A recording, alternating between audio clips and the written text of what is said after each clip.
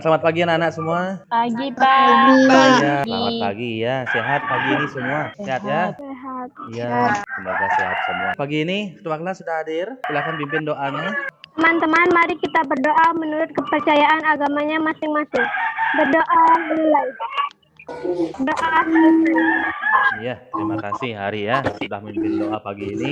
Anak-anak seperti biasa, ya SMK kita yang rutin setiap pertemuan ya. Ayo Pak pimpin mulai langsung ya. SMK Bisa. Kanesam. Ya, terima kasih. Minggu lalu kita sudah membahas tentang apa Nana?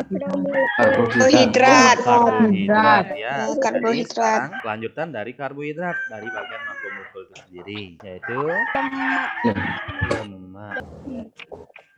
Sering kita menemukan di sekitar kita ada orang gemuk. Namanya sebutkan, Nak. Perkenalkan, nama saya Nekada Rismentari dari kelas 10 P1. Ya. Nenek moyangnya gemuk, Pak. Dan orang tuanya juga gemuk. Gemuk. Oke, yang lain. Terima kasih. Nenek moyangnya gemuk gitu ya.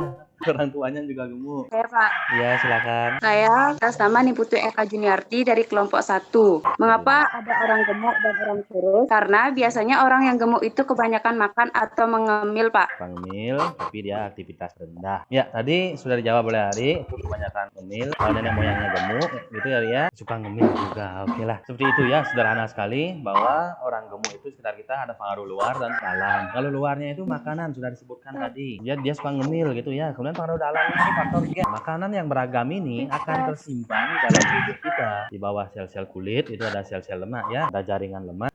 Hari ini kita pelajari lemaknya. Silakan, siapa yang mau menceritakan gambar itu? Pak. Ya, silakan. Made, Santi. Dan buah alpukat. Buah alpukat. Oke. Yang lain, silakan Juni. Ikan, alpukat, sosis, Mungkin minyak. contohnya apa? Kelapa. Tujuan pembelajaran kita adalah melalui pembelajaran daring dalam proses pembelajaran discovery learning tentang makromolekul atau lemak ya. Jadi kita akan membahas tentang lemak lebih mendalam. Kemudian kalian melakukan uji secara kualitatif terhadap makanan yang mengandung lemak ya. Harapannya adalah kalian itu mampu nanti bersifat kritis, tepat melakukan sesuatu kreatif, jujur juga ya, peduli dan bertanggung jawab. Kemudian indikator yang harus kalian capai, pertama definisi tentang lemak, yang kedua sifat-sifat lemak, yang ketiga jenis tentang lemak ya. Yang keempat ada fungsi lemak, yang kelima itu struktur. Kemudian kompetensi 4-nya kalian buat mind map. Kemudian terakhir itu adalah laporkan. Nah, di sini nanti kalian laporkan hasil uji lemak. Sudah sambil jalan, silakan absensinya juga dilengkapi. Kodenya sudah ada, linknya juga sudah ada, silakan dilengkapi. Oke nak, mari kita nonton sebentar. Silakan dicermati ya. Judulnya adalah 7 makanan berlemak yang menyehatkan ya. 1. Alpukat. Salah satu buah yang mengandung lemak terbanyak dibandingkan dengan buah lainnya adalah alpukat. 2. Ikan. Yang kedua ada ikan. Ikan seperti salmon, makarel, herring, sarden, dan tuna merupakan sumber lemak yang baik. 3. Keju. 3 ada keju. Produk olahan fermentasi dari susu ini memiliki nutrisi yang baik bagi tubuh dan tulang. 4. Telur ayam. 4 ada telur ayam. 5. Biji-bijian. 5 biji ya, biji-bijian. Biji labu, biji bunga matahari, dan wijen mengandung lemak yang dapat mengurangi kadar kolesterol.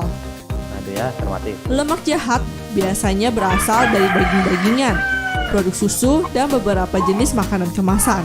6. Kacang-kacangan. Kacang-kacangan juga kaya akan vitamin E dan magnesium. 7. Coklat hitam. Terakhir coklat.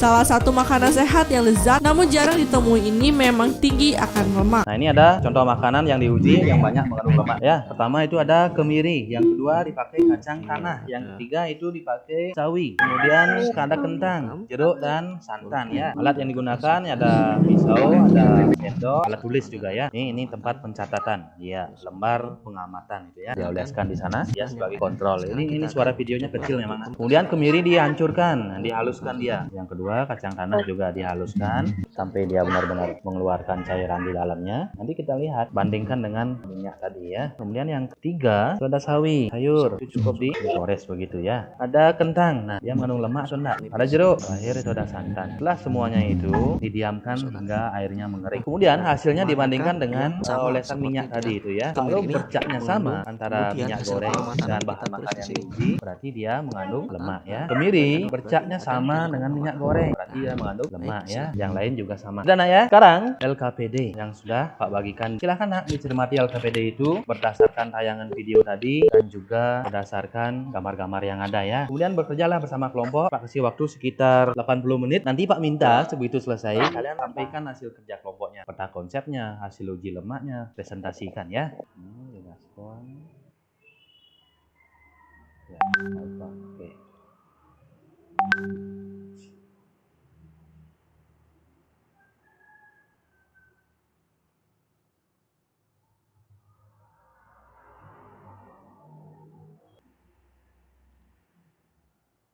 Baik Pak. Baik Pak. Baik Pak. Ya.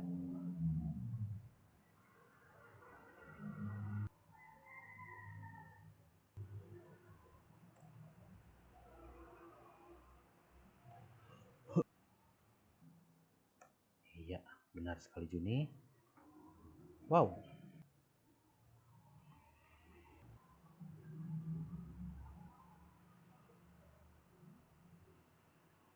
Sudah nak, kita mulai. Ayo dari pokok 5 ya. Silahkan wakili.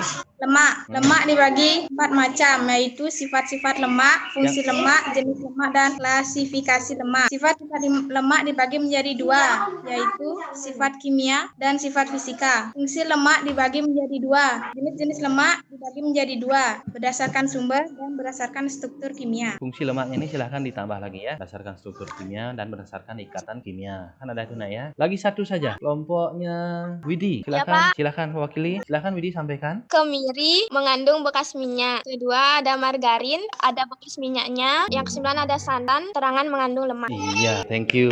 Tepuk tangan untuk kelompoknya Widi ya. Terima kasih Widi. Pak berikan kesempatan. Mungkin kalian punya pertanyaan. Pak, saya dari kelompok 2 mau bertanya. Pada kelompok tadi yang presentasi, apakah jumlah minyak pada daging dan tumbuhan itu sama? Ayudina ya. Ya. Silahkan kelompok penyaji tanggapi. Dalam jumlah gram yang sama jumlah kandungan minyaknya berbeda. Lemak hewan lebih berlebihan dari tumbuhan. Lemak daging kolesterol. Begitu Iya. Pak, sampai benar-benar. Oke, thank you ya. Jadi dalam gram yang sama itu jumlah kandungan minyaknya berbeda gitu ya nak ya. Tadi sebutkan juga bahwa lemak daging hewan itu mengandung kolesterol, benar ya. Ada yang mau menambahkan lagi? Sudah, bagaimana penanya? Bisa diterima jawabannya Indra tadi dan Mari Santi? Ya. Iya, terima kasih. Oke, sudah ya? Ya Pak. Sudah. Kalau sudah, sekarang silahkan kalian bersama kelompoknya sampaikan kesimpulan dari hasil diskusi kalian. Perkenalkan, nama saya Imade Hendra Jiliartawan. Saya perwakilan dari kelompok 1. Ya. Berdasarkan diskusi kelompok kami, adalah senyawa kimia yang tidak dapat larut dalam air. Lemak memiliki sifat kimia dan sifat sebagai cadangan energi, sebagai pelarut vitamin, bahan penyusun empedu. Kemudian lemak hewan mengandung kolesterol lebih dari lemak nabati. Demikian kesimpulan dari kelompok 2. Terima kasih. Ada yang lain lagi? Ya, Pak. Ya, silakan. Berdasarkan struktur kimianya, lemak dibedakan menjadi lemak sederhana, lemak jenuh, dan lemak tidak jenuh. Terima kasih Made Santi. Terima kasih ya. 100 untuk Made Santi.